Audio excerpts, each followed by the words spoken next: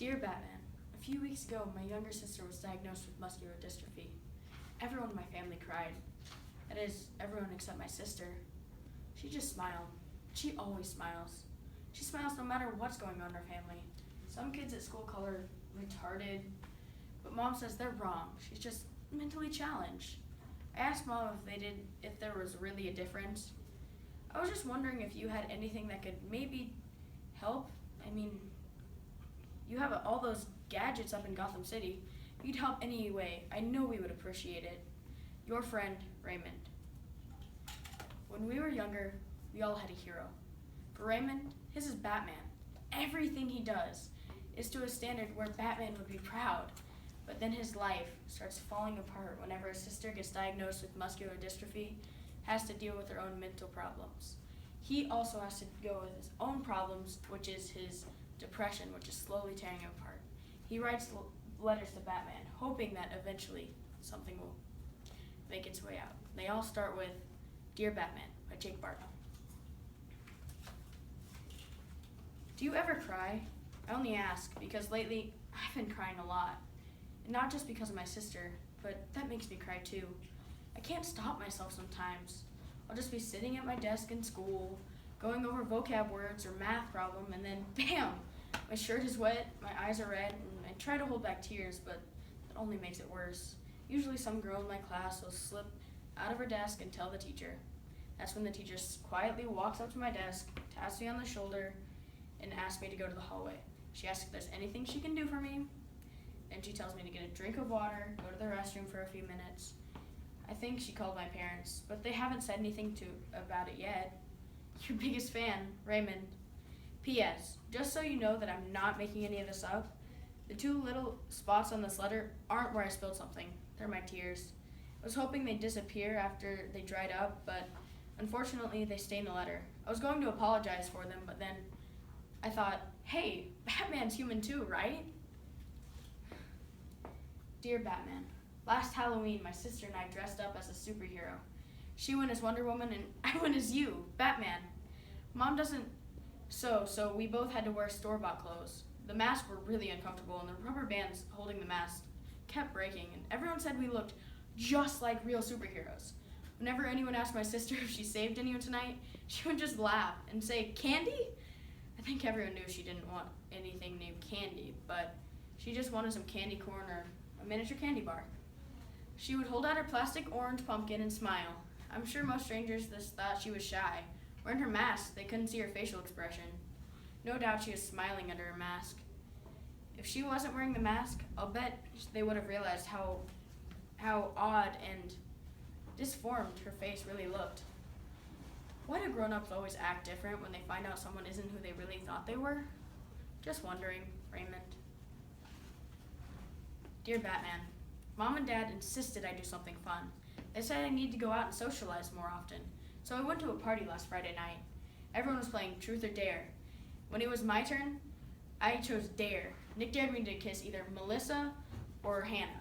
Hannah is from Montana, so you know how much she gets made fun of for that. Since Melissa always smells like soured milk, I chose Hannah. Do you know what? It wasn't that bad. Everyone laughed, but everyone laughs whenever you have to kiss a girl in front of everyone.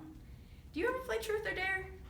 Do you ever go together with other superheroes? Has Lois Lane ever wondered has ever dared you to do something like either kiss Catwoman or Poison Ivy? If it were me, I'd have to face the consequences. I'm allergic to cats, and one time while camping, I got a bad case of Poison Ivy. Oh, couldn't stop scratching, and I itched for almost like a month. I'll tell you a little secret. Today at school, every time Hannah passed me in the hallway, she just gave me a little wave. On cloud 9, Raymond. Dear Batman, how do you do it? How do you juggle fighting all those criminals in Gotham City and still find energy to run a multi-million-dollar enterprise at the same time?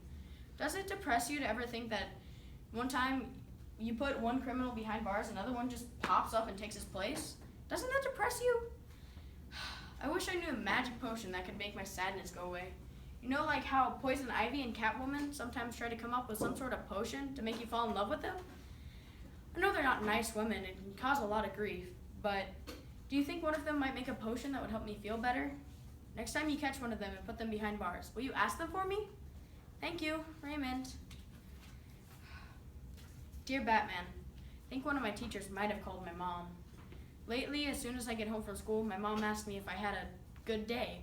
I tell her it was okay, and every day she just smiles and says, "That's good." But I've heard Mom and Dad talking a few times late at night. She tells Dad that she's worried about me, but Dad tells her that I'll be fine, and kids get depressed sometimes. It's what happens. He tells her it's natural and to stop worrying about it so much. He reminds Mom that they have bigger fish to fry right now. By bigger fish, I'm sure they mean my sister.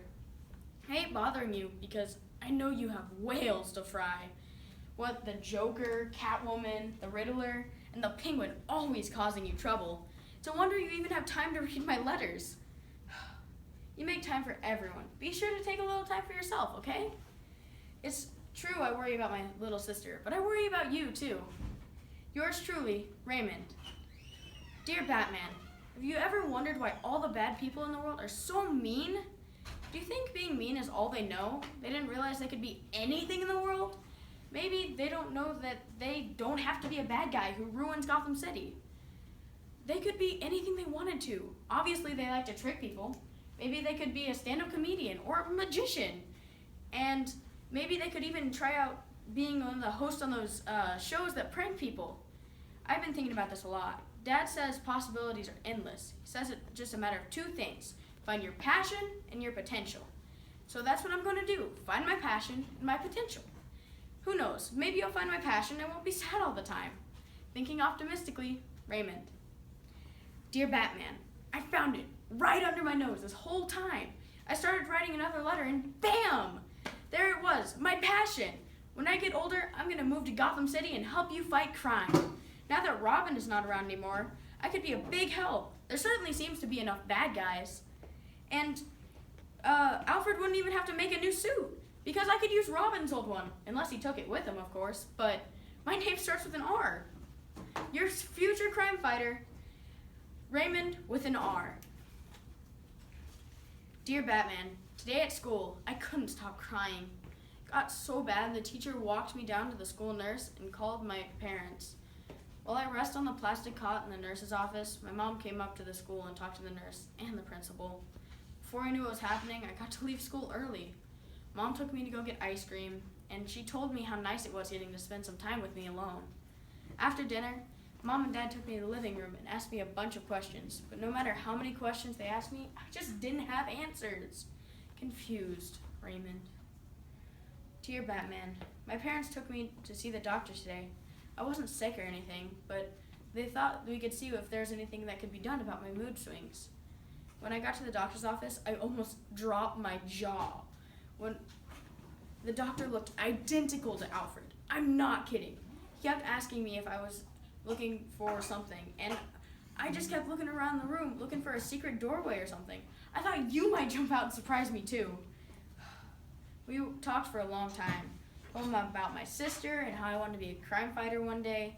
He told me my sister was lucky to have someone who cared about me so much. Then he said he feels better knowing that one day I'll be keeping the streets free from crime. The doctor gave me a prescription for some antidepressants, and he said that in no time I'll be good as new. Happier, Raymond.